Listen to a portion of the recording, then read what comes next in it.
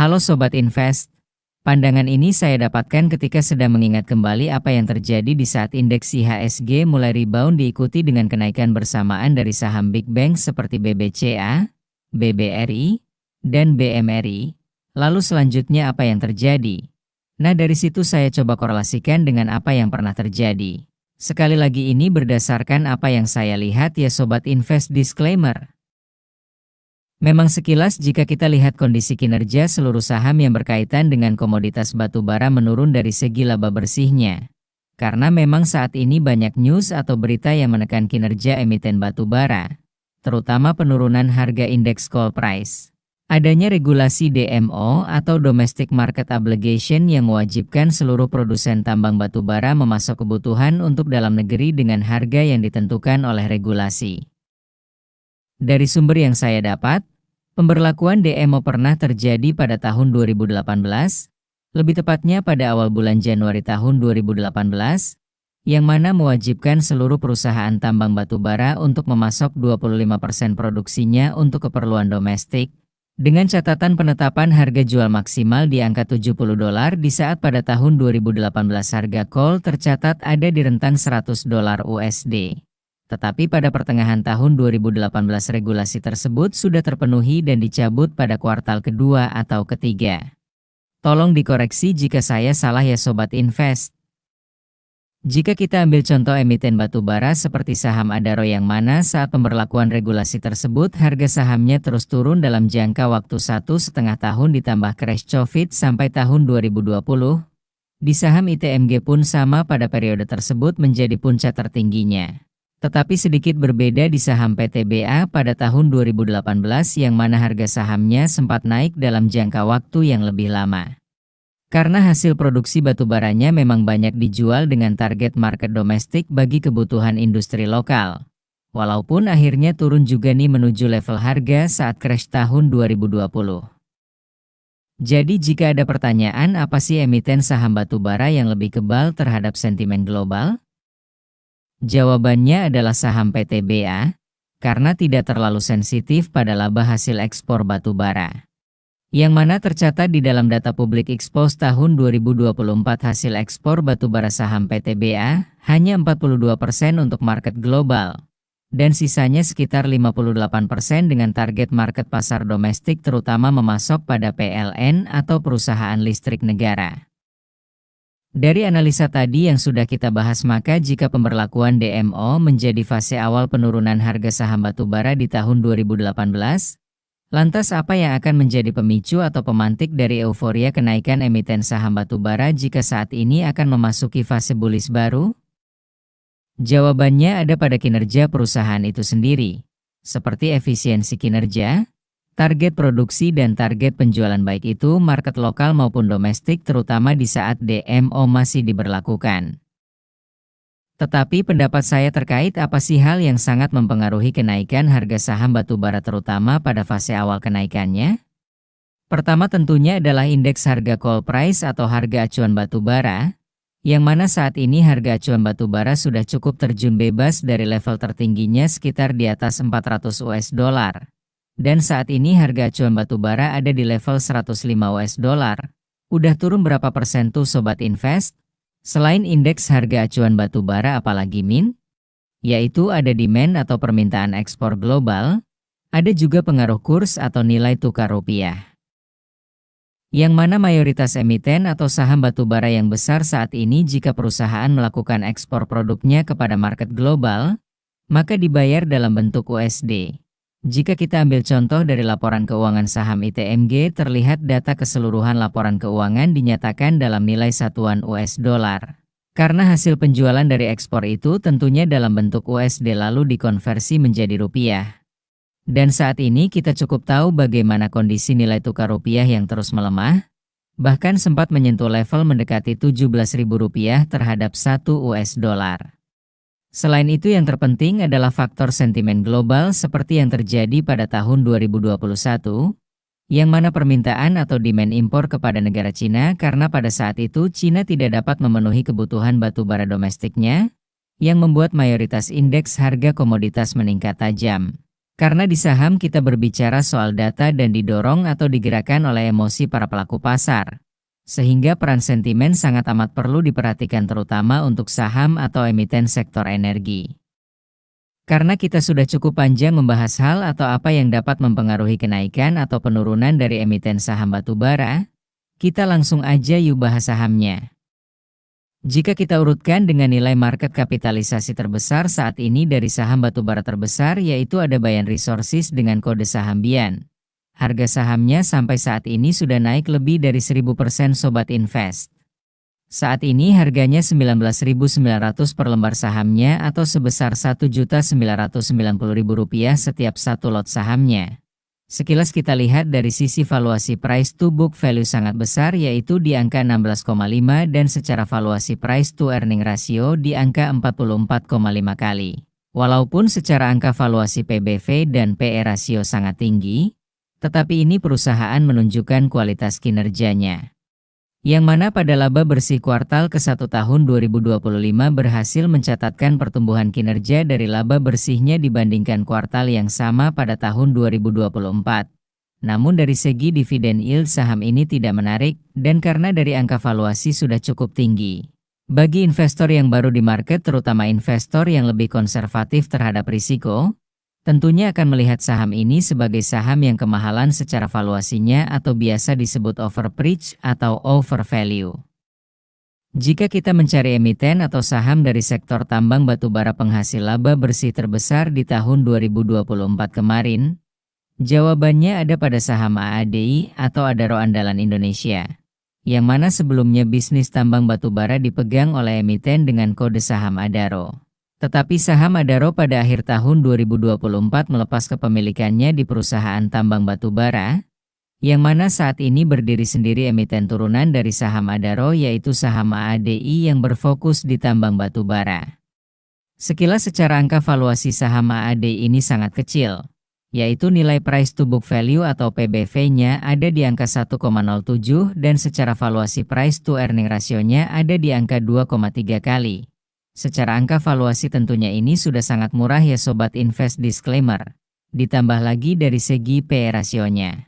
Dan saham AADI pada laba kuartal 1 tahun 2025 tercatat sebagai emiten batubara yang berhasil membukukan kinerja laba operasional maupun laba bersih terbesar di urutan kedua setelah saham BIAN. Walaupun jika kita bandingkan dengan kuartal yang sama di tahun 2024 laba bersihnya menurun karena memang mayoritas emiten batubara pada awal tahun ini sedang tertekan, kekurangannya saham ini adalah baru melantai atau baru IPO. Mengapa demikian? Karena saham yang baru IPO atau melantai di bursa saham biasanya memiliki kepentingan atau agenda tersendiri. Kita ambil contohnya exit strategi di saham Goto dan Bukalapak yang merupakan saham startup unicorn. Tetapi untuk saham sekelas dan sebesar ADI yang mana data laba bersih dan laba operasional menjadi bukti bahwa ini emiten benar kerja dan menghasilkan keuntungan, tentunya exit strategi dengan cara menjual sahamnya terus-menerus sampai harga bawah bukan langkah yang bijak untuk perusahaan sebesar ADI, karena kita berbicara data yang merupakan fakta kinerja perusahaan. Jika Sobat Invest mencari emiten dengan valuasi PBV atau price to book value terendah dari emiten tambang batubara yang bagus, opsi tersebut ada pada emiten ABM Investama dengan kode saham ABMM. Harga saat ini Rp3.150 per lembar saham atau Rp315.000 per satu lot sahamnya. Saham ini merupakan saham yang dimiliki oleh investor legendaris di Indonesia sebut saja Bapak Lo Heng Hong atau Pak LKH. Secara valuasi PBV saat ini ada di angka 0,61 dan PE rasio ada di angka 4,91 kali. Dari sisi kinerja perusahaan di kuartal 1 tahun 2025 terlihat menurun lebih dari 50% laba bersihnya dibandingkan dengan tahun 2024 kuartal yang sama.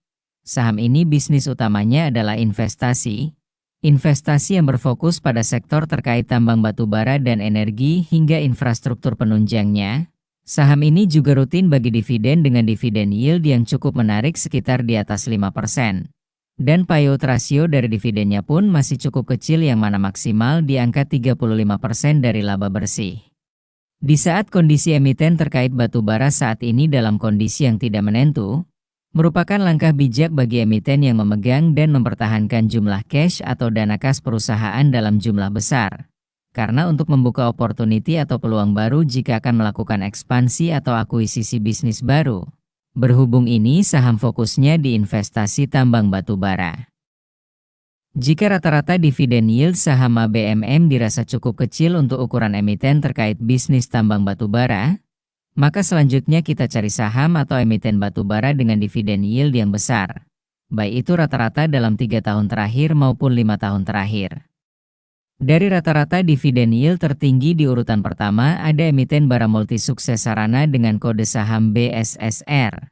Saat ini harga sahamnya di 4.400 per lembar atau Rp440.000 per satu lot saham. Selain dimiliki oleh bara multi group, saham BSSR ini juga dimiliki oleh Tata Power International yang merupakan perusahaan dari India dan GS Energy yang merupakan perusahaan holding investasi dari Korea Selatan.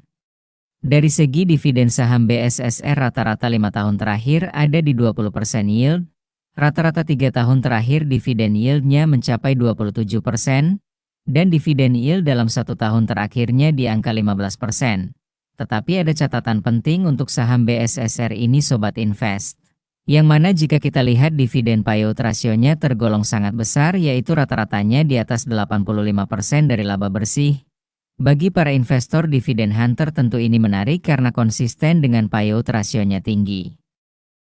Saham ini sejak tahun laba periode 2021 sampai 2023 rutin bagi dividen sebanyak 3 kali dalam 1 tahun. Jika melihat data histori dividen BSSR, ada kemungkinan besar di bulan Juni atau Juli akan membagikan dividen ketiganya dari laba bersih periode tahun 2024 karena baru 2 kali membagikan dividen yaitu berupa 2 kali dividen interim. Bisa jadi ada kemungkinan potensi dividen finalnya di pertengahan Juni atau di bulan Juli sebesar 340 per lembar saham dengan catatan jika dividen payout rasionya di angka 85%. Karena jika mengacu pada data EPS saat ini baru membagikan dividen payout dari laba bersih sekitar 41% saja. Tetapi semua itu bergantung pada hasil RUPS perusahaan yang akan dilaksanakan pada 5 Juni tahun 2025. Disclaimer ya Sobat Invest. Saham lainnya terkait emiten tambang batu bara yang menarik secara dividen yield ada saham ITMG atau Indo Tambang Raya Megah milik konglomerat Banpu Group dari Thailand.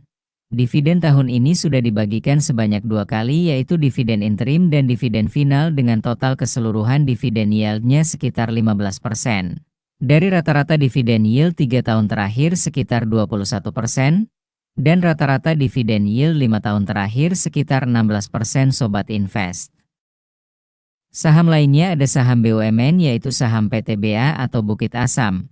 Dan ada saham Games atau Golden Energy Mines milik konglomerasi Sinarmas Group.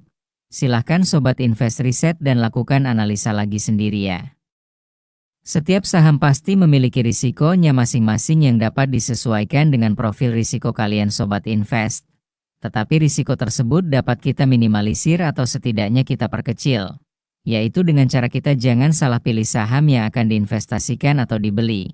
Karena saham yang bagus bisa saja menjadi jelek di mata kita jika kita membeli saham tersebut di waktu yang salah. Jadi belum tentu emiten atau sahamnya yang salah jika pembelian kita berujung rugi di saham. Bisa jadi strategi dan cara kita membeli saham tersebut salah. Atau kita sebagai investor membeli di saat momentum yang kurang tepat. Karena harga saham berfluktuasi setiap jam perdagangannya di setiap hari kerja. Maka emosi memegang peran penting dan juga yang terpenting adalah conviction atau keyakinan kita kepada saham perusahaan yang kita beli. Selalu bertanya pada diri sendiri pada saat akan membeli saham. Kenapa kita beli saham ini? Apa alasannya dan mengapa? Apakah kita membeli di saat yang tepat? Di saat orang pesimis tetapi kita optimis terhadap kinerja perusahaan dan di saat harganya sedang turun? Atau kita hanya ikut-ikutan orang saja di saat membeli saham A dan waktu rugi kita tidak tahu harus bagaimana? Karena conviction atau keyakinan dibangun dari apa yang kita analisa berdasarkan fakta dan data yang kita yakini terkait prospek perusahaan di kemudian hari. Maka dari itu pastikan selalu analisa dan riset secara mandiri karena beli dan jual saham ada di tangan Anda. Terutama berbicara soal probabilitas keuntungan pastinya akan ada probabilitas risikonya juga. Semoga video ini bermanfaat. Tonton video lainnya juga dan jangan lupa klik like and subscribe. Sekian dan terima kasih telah menonton.